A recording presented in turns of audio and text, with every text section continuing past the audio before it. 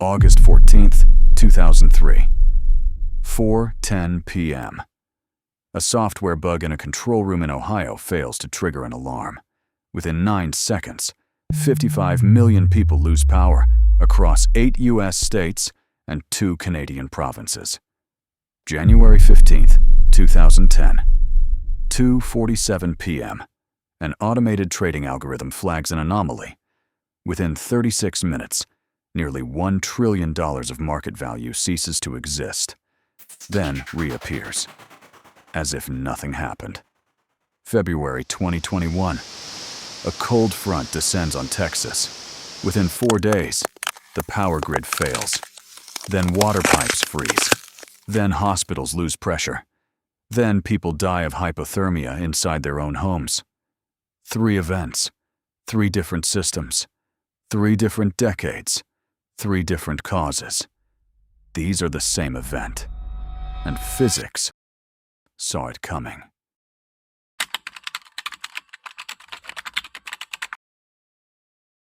Before we talk about collapse, we have to talk about connection. Everything you depend on, the electricity in your walls, the money in your bank, the food on your table, the words on your screen right now, exists because of a web. Not a metaphor for a web, an actual, physical, mathematical web of nodes and edges, of things, and the links between them. Power grids are networks. The internet is a network. The global financial system is a network. The neurons in your brain form a network. The species in an ecosystem form a network. Supply chains, highways, social circles, immune systems, all networks, all operating by the same underlying logic. And here is what makes networks strange, what makes them beautiful and terrifying in equal measure. Their behavior doesn't come from any single node. It emerges from the connections. A neuron doesn't think. 100 billion neurons, wired in a specific pattern, produce consciousness. A bank doesn't cause a financial crisis. Thousands of banks, linked by debt and trust and shared assumptions, produce a crisis that swallows the world. The behavior lives in the structure, not in the parts. This is the first thing physics wants you to understand.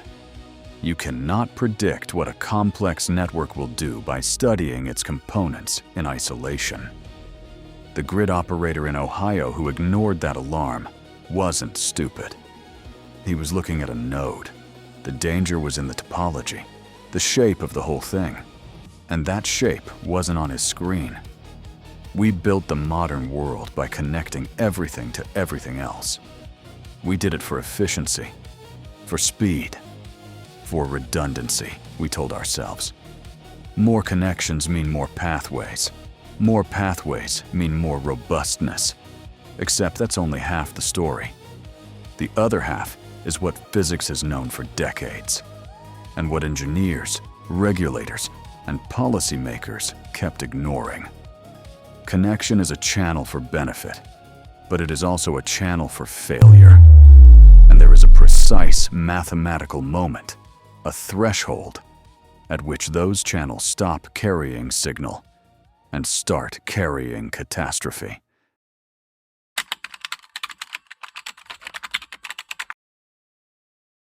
In physics, there are moments when a system doesn't gradually change. It flips. Water doesn't slowly become steam. At exactly 100 degrees Celsius, under standard pressure, something snaps, and the entire structure of the substance reorganizes in an instant. This is called a phase transition, and it's not unique to water. It happens in magnets, in superconductors, in ecosystems, and in every network ever built by human hands. The concept that governs all of them is called the critical point, the precise edge where a system teeters between 2 completely different modes of existence. Below the critical point, stable. Above it, collapse. And the terrifying thing about the critical point is that the system doesn't warn you when it's crossing it. To understand why, you need a single number. It's called the branching factor.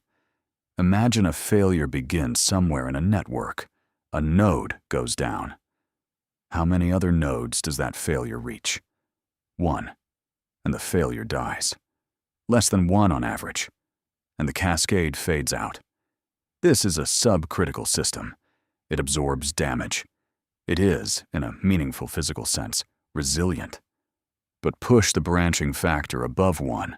Make each failure touch more than 1 other node on average. And the math changes completely. Each failure spawns more failures. Each of those spawns more. The cascade doesn't spread linearly. It spreads exponentially. And by the time it's visible, it's already too late to stop. This is not a metaphor. This is the same branching process that governs nuclear chain reactions, the same mathematics that describes the spread of an epidemic. Nature uses the same equation for all of it. And there is a pattern to how it unfolds that the ancient Romans observed long before anyone had the physics to explain it. The writer Seneca noted that ruin comes slowly at first, then all at once. Physicists call this the Seneca Cliff. Growth is gradual. Decline is a cliff edge. Systems accumulate stress over long periods, sometimes years, sometimes decades, without visible signs of deterioration. The metrics look fine. The indicators are green. And then a single perturbation finds the system already at the critical point. And everything that was suppressed releases at once. The Ohio alarm that didn't sound in 2003 wasn't the cause of the blackout. It was the perturbation that found a grid already operating at criticality, overloaded, under-maintained, with a branching factor that had been quietly sitting above 1 for hours. Now add one more layer of complexity, because the real world doesn't have isolated networks. It has networks of networks. The power grid depends on the internet to run its control systems. The internet depends on the power grid to run its servers. The financial system depends on telecommunications. Telecommunications depend on finance to function. The Texas grid of 2021 didn't just fail because of cold weather. It failed because a power network and a water network and a heating network were all coupled together, each one's failure feeding the next, without anyone having designed them to be coupled, or having stress tested what would happen when they all hit their critical points simultaneously. When networks are interdependent, something deeply unsettling happens to the mathematics. The critical point doesn't just shift, it disappears. The system can go directly from apparent stability to total collapse, with no warning, no gradual deterioration, no transition period in which intervention is possible. This is what researchers call a first-order collapse. It's catastrophic by definition. In 2008, financial engineers had built instruments so interlocked, mortgages inside bonds, inside derivatives, inside portfolios, inside funds, that no single institution could map its own exposure. The branching factor wasn't just above 1, it was incalculable. The cascade moved faster than regulators could comprehend, because comprehension requires time, and the cascade didn't give them any. This is the physics of it, not the politics, not the greed, the structure.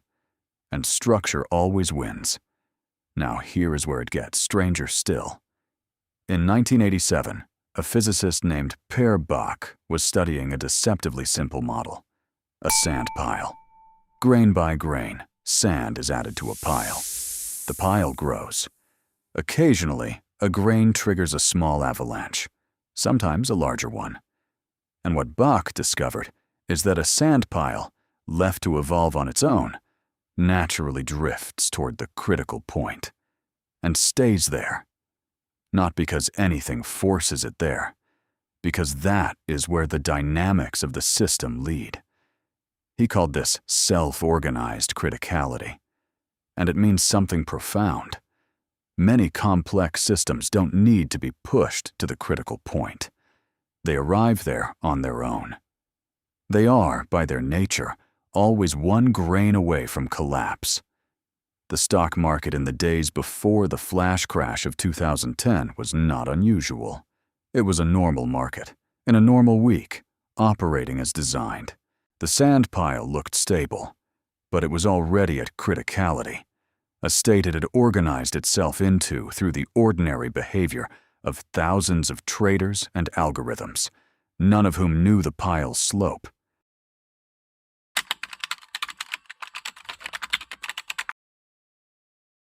So what do you do with this? The first thing physics tells us is that the efficiency-resilience trade-off is real, and we have been making it badly. Every optimization that removes redundancy moves a system closer to the critical point. Just-in-time manufacturing eliminates buffer stock. Deregulated power grids eliminate reserve capacity. Lean financial systems eliminate capital cushions. Each of these is locally rational. Each saves money in the short term. Each increases the branching factor. The system gets faster, leaner, cheaper, and more brittle, until it isn't lean anymore, until it's a Seneca Cliff waiting for a grain of sand. The second thing physics tells us is that nature solved this problem. Not perfectly, not permanently, but with a sophistication that took us a long time to recognize. The human brain is a network of roughly 100 billion neurons, but it is not a random network. It has a specific architecture, what neuroscientists call a small world topology. Clusters of densely connected local nodes linked to other clusters by a small number of long-range bridges. It is simultaneously local and global, efficient and resilient. This architecture limits the branching factor. A failure in one cluster, a stroke, a lesion, does not automatically cascade through the entire network. The local density absorbs it. The sparse, long-range links slow propagation. Ecosystems use the same logic. Species cluster into functional groups. Each group has redundancy, multiple species performing similar ecological roles. The web is not fully connected. It is modular, and that modularity is the entire point. The immune system, similarly, does not respond to every pathogen with every tool it has. It responds locally, in stages, with escalating responses that are themselves controlled. It is a cascade, but a regulated one. A branching factor kept deliberately below one, except where it needs to surge. Nature is not opposed to coupling. Nature is opposed to uncontrolled coupling. The difference between a cascade that kills and a cascade that heals is not the presence of connections. It is the presence of modularity, boundaries that slow propagation, checkpoints that require the signal to earn passage before it continues. We know how to build these things. We have known for decades. Circuit breakers in power grids, firewalls between financial institutions, redundant water systems with independent pressure zones, modular supply chains with geographic diversification. The physics is not complicated. The engineering is tractable. What has been missing is not knowledge. It is the willingness to accept that resilience costs something up front, to avoid paying everything later.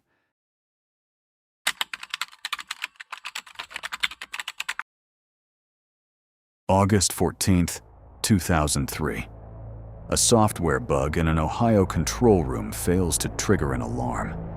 We know now that the cascade was already written into the topology of the grid before the alarm failed. The alarm was a grain of sand. The pile had organized itself toward criticality over years of underinvestment and interconnection without redundancy. The alarm was the last grain, but it was never the cause. That distinction matters more than almost anything else in this story.